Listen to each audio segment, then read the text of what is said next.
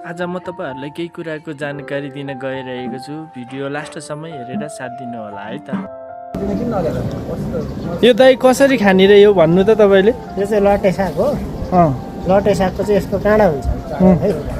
यसको कलिलोमा मुन्टा पनि खान मिल्यो है। यसको मुन्टा अहिले नखाने भएदेखि यसलाई चाहिँ यसो गर्ने यो काँडा छ अहिले। अनि त्यस पछाडि यसलाई यो काँडा उतार्ने जुन हाम्रो सजिना छ नि सजन त्यो तरिकाले चाहिँ हामीले त्यो तरिकाले युज गर्न सक्छौँ। यसको डाँक्ला हाम्रो युज हुन्छ सजिउन जस्तो।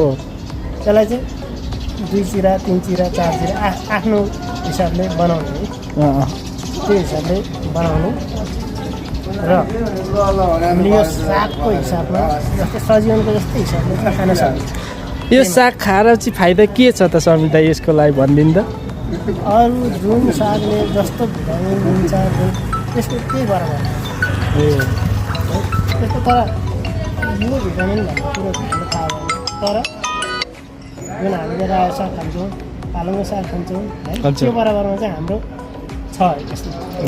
यो खाना नजानेर मात्रै हो मान्छेले। त्यसलाई चाहिँ काँडा भनेर मान्छेले अलिकति हेभी राखेको छ क्या। तर यो पनि ठाउँमा यसको सदुपयोग गऱ्यो भने यो पनि हाम्रो अर्ग्यानिक हाम्रो अर्ग्यानिक चिजलाई चाहिँ हामीले हेर्नु पनि अलिक के भइरहेको छ सबै हामीले फालिरहेको छ अर्ग्यानिक चिज। यो अर्ग्यानिक चिज चाहिँ मेरो अफिसको भित्तामा यहाँनिर खेर गइरहेको छ क्या। तर त्यही चाहिँ अहिले मैले सदुपयोग गरेर ल त्यही